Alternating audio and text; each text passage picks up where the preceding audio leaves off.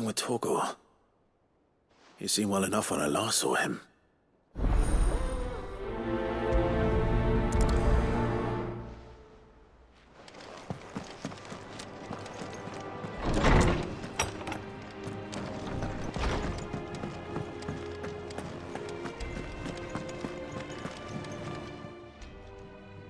I got your note. You think something's wrong with Torgor? So you can read. Congratulations. But I didn't say I were wrong with him. I said something weren't right. He's not been eating me treats. He used to love cracking the bones from Molly's boiled brown, but now he won't so much as look at them. Didn't like him. Which is why I'm of a mind that his mind's on something else. You've not been working him too hard, have you? No harder than usual. Is that it, boy? Do you need a rest? What was it you said he was? A frost wolf? That's what the lawsman seems to think. Then maybe this all has something to do with whatever it is that's woken inside him. I suppose things have been different since Rosalith. Perhaps Hippocrates knows something. Instead of everything, you mean? Perhaps.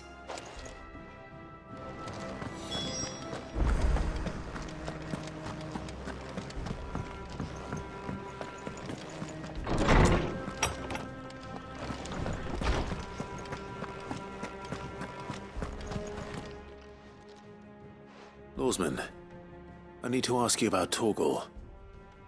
Something's not right with him. He isn't ill, is he? I don't think so. But according to Lady Karen, he seems to have lost his appetite, which is certainly a new development. She says he's hardly been touching his bones of late, and she believes it may have something to do with what happened at Rosalith Castle. I rather think she might be right, though not about his appetite. All canids are instinctively inclined to crack open bones for the rich marrow that resides within, and I see no reason why a frost wolf should be any different. Accordingly, I suspect it is not a lack of appetite that afflicts Torgor, but a surfeit of it. If we assume that his newfound magics require additional nourishment to sustain, it may well be that the bones Lady Karen is accustomed to providing are no longer sufficient. Frost wolves, after all, habitually prey upon far larger animals, whose bones may yield altogether different nutrients. As to where one might find a suitable substitute, some antelopes that graze the meadows of eastern Rosaria have been known to grow to a size more than double that of their lesser cousins. I don't recall ever seeing any that large. And little wonder. The oldest and largest such creatures rarely leave the safety of the highlands for fear of predators. The last elder antelope sighting I recall hearing about took place near Cressida, and that was long before the village was abandoned. Even so, it seems like a good place to start. Good hunting, Clive. It would seem like just the place.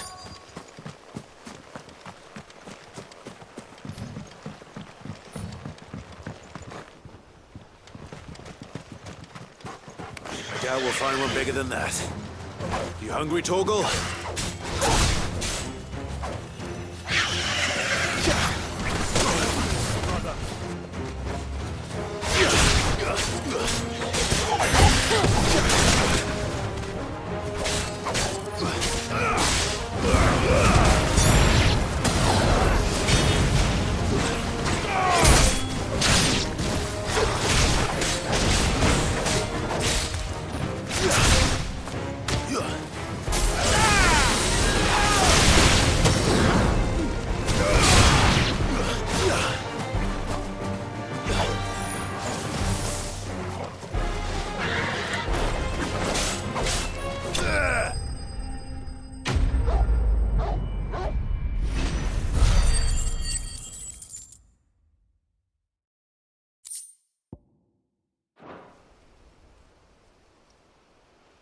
Now,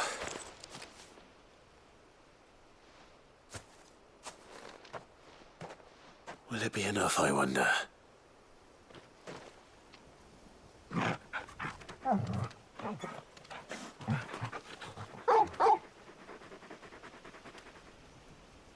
I say that answers my question. Which means we owe the lawsman our thanks. You're just a big puppy, aren't you? A very big puppy.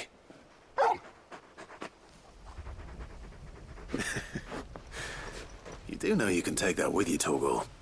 Lady Karen will be relieved to hear you've got your appetite back. Come on, boy.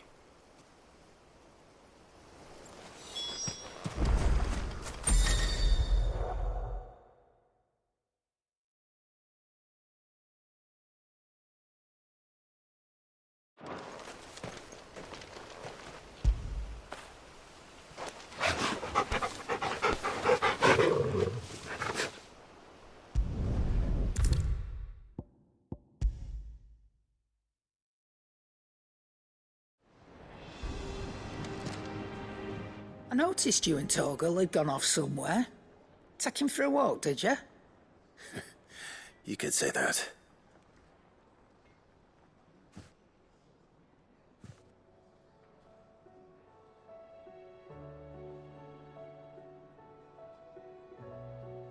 So, Molly's leftovers weren't good enough, eh? That'll teach me for treating you like you're still a pup. All right, no need to shout. Now we know what you're after, I can see about getting some in. Speaking of which, I brought one for later. Can I leave it with you?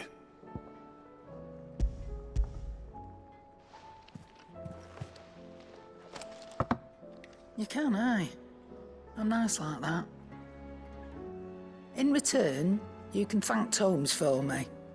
The bloody know-it-all. I was just on my way to see him.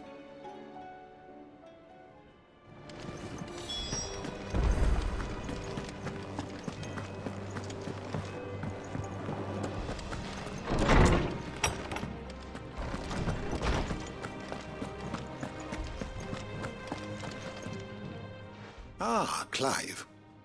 Were you able to locate your quarry? We were indeed, lawsman. You pointed us in exactly the right direction. And Torgal's been a very happy hound ever since. Very good, very good.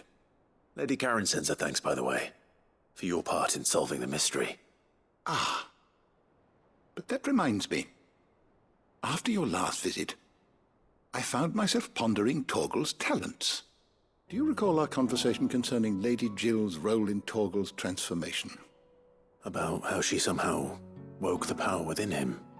Precisely that. A reasonable conclusion, I thought. But one which raised certain questions in my mind. You see, the Fenrir of legend served Shiva and Shiva alone. And while the powers attributed to him are certainly impressive, the records imply they are somewhat different in nature to those you described Torgal as having used. What are you suggesting? That Torgal may be the beneficiary of more than one icon's power.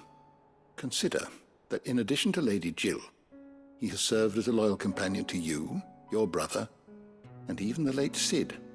In short, the icons hitherto near at hand, or should I say at paw, have been diverse and plenty.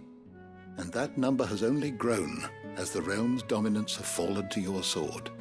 One can but speculate as to how all of this has affected Torgal. He has seemed more fierce of late. And if I am not mistaken, he will grow fiercer still. We are fortunate indeed to be able to count him amongst our allies and not our adversaries. Oh, he's more than an ally. He's a friend.